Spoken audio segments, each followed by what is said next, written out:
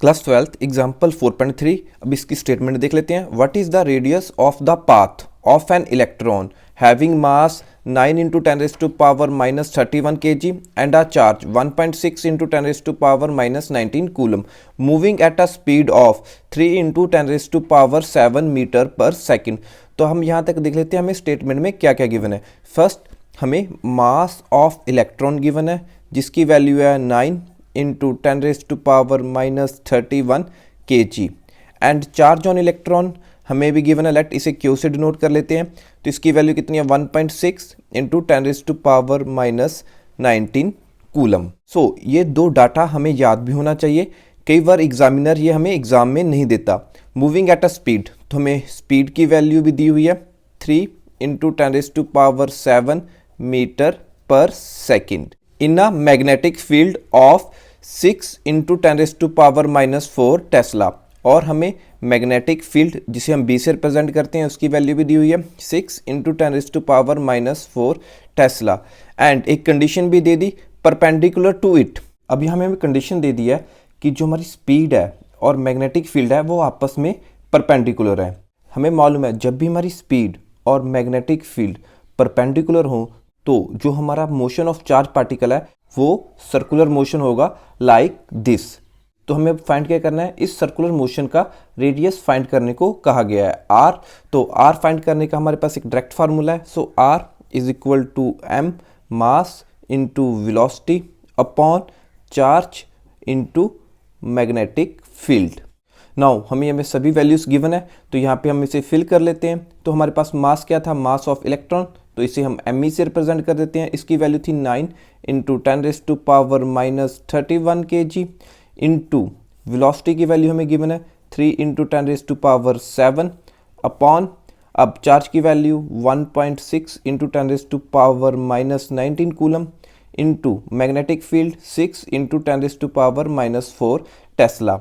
9 3 are 27, so 27 into now 10 raise to power minus 31 into 10 raise to power 7। तो base same है तो multiply में powers add हो जाएंगी तो ये आ जाएगा मेरे पास 10 raise to power minus 24 upon 1.6 into 6 it's come out to be 9.6 into again 10 raise to power minus 90 into 10 raise to power minus 4। Multiply में बेस सेम है तो पावर्स अगेन ऐड हो जाएंगी। सो माइनस 19 माइनस 4 इसको हम add करें तो ये बन जाएगा 10 raise to power minus 23। Now 27 divided by 9.6 it's come out to 0.81।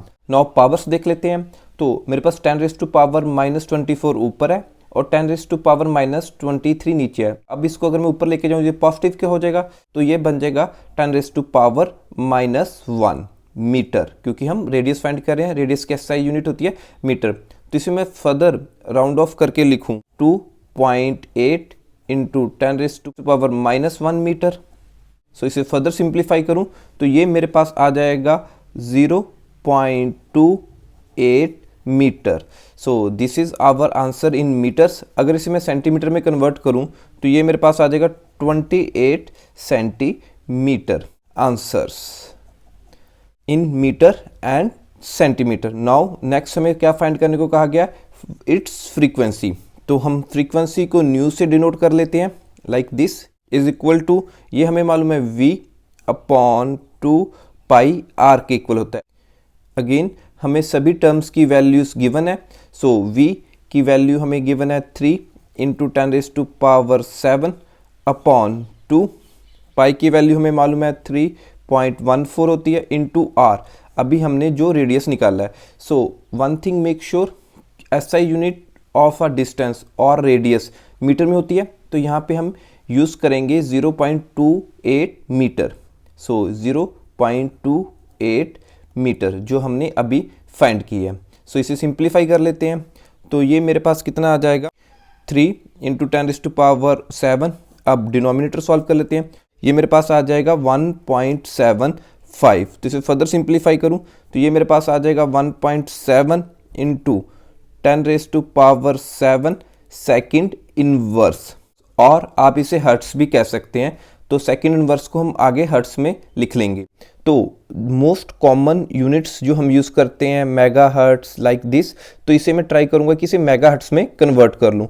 तो मैं इसे कन्वर्ट कर सकता हूँ, अगर इसे मैं 10 से मल्टीप्लाई कर दूँ, 10 से डिवाइड कर दूँ, तो मेरे पास क्या आ जाएगा 17 इंटू 10⁻6। और या आप ऐसे भी कह सकते हैं कि एक 10 से इसे मल्टीप्लाई कर दिया तो पीछे कितने बच गए 10⁻6। अब सेकंड इनवर्स को मैं क्या लिख सकता हूँ, हर्ट्स भी, तो हर्ट्स।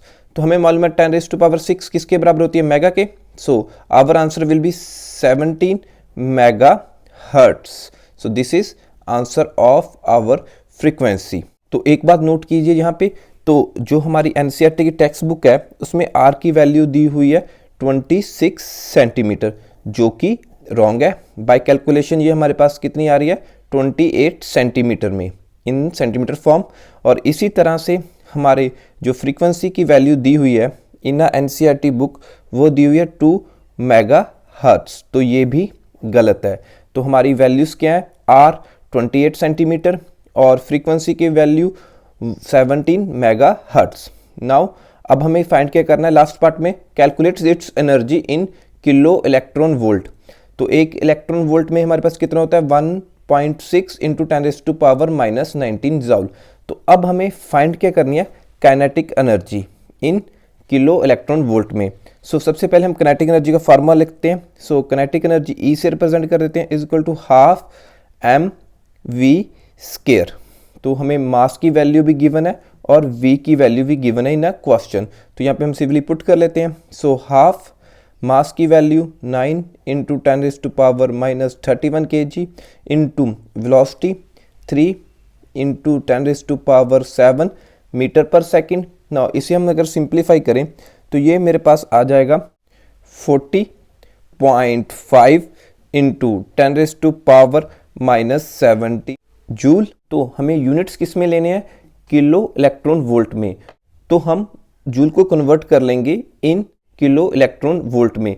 तो ये रिलेशन हमें गिवन था, तो इसी के अकॉर्डिंग देखिए, अब अगर इस इक्वेशन को 1/1.6 इंटू 10⁻90 से डिवाइड कर दूं बोथ साइड्स, तो इसके नीचे ये आ जाएगा और is equal to, now this side भी हम इसे डिवाइड करेंगे 1.6 इंटू 10⁻90 से डिवाइड करेंगे, तो यहाँ पे क्या बच जाएगा 1, तो पीछे क्या यूनिट बच गई जूल। तो यहाँ पे हमारे पास क्या यूनिट थी, इलेक्ट्रॉन वोल्ट। तो हम कह सकते हैं कि मेरे 1 जूल में 1/1.6 इंटू 10⁻19 इलेक्ट्रॉन वोल्ट हैं। तो यहाँ पे हम इसकी वैल्यू सब्स्टिट्यूट कर दें, तो जूल की जगह हम यहाँ पे अब क्या यूज़ करेंगे, दिस वैल्यू। सो मेरे पास आ गया 40.5 इंटू 10⁻17। अब जूल की वैल्यू हमारे पास क्या आई थी, into 1 electron volt upon 1/6 into 10⁻19। तो इसे हम फर्दर सिंप्लीफाई करें, 40.5 को अगर मैं 1.6 से डिवाइड करूं तो ये मेरे पास आएगा 25.31। अब अगर मैं पावर सॉल्व करूं तो देखिए न्यूमिनेटर में मेरे पास कितना है 10⁻17 और डिनोमिनेटर में मेरे पास कितना है 10⁻19। अब ये मैं 10⁻19 ऊपर लेके गया तो पॉजिटिव में हो जाएगा, तो मेरे पास ऊपर क्या बचेगा 10⁻2 इलेक्ट्रॉन वोल्ट। अब अगेन मैं यहाँ पे किलो वोल्ट कन्वर्ट कर सकता हूँ, क्योंकि मुझे मालूम है 10⁻3 किलो की इक्वल होती है। अकॉर्डिंग टू आवर क्वेश्चन मुझे किलो इलेक्ट्रॉन वोल्ट चाहिए। अब 10 से ही इसे डिवाइड कर देता हूँ, 10 से ही इसे मल्टीप्लाई कर देता हूँ इक्वेशन को। अगर 10 से मैं डिवाइड कर रहा हूँ तो 25.31 को मैं 10 से डिवाइड करूँगा तो ये कितना आ जाएगा 2.531 इंटू, तो जो मल्टीप्लाई वाला 10 था उसे मैं इसे मल्टीप्लाई कर दूंगा तो ये बन जाएगा 10⁻3 इलेक्ट्रॉन वोल्ट। तो इसे मैं फर्दर राउंड ऑफ करके लिखूं इस टर्म को, तो ये मैं इससे क्या लिख सकता हूँ 2.5, और हमें मालूम है 10⁻3 को हम क्या कहते हैं किलो, तो ये आ जाएगा 2.5 kilo electron volt. So this is our last answer.